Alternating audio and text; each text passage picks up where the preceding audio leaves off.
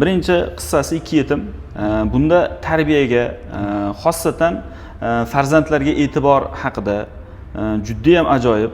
To'g'ri, qissaning yakuni ayanchliroq yakun topgan. Chunki bu narsa yana ham insonga ta'sirliroq bo'lishligi uchun.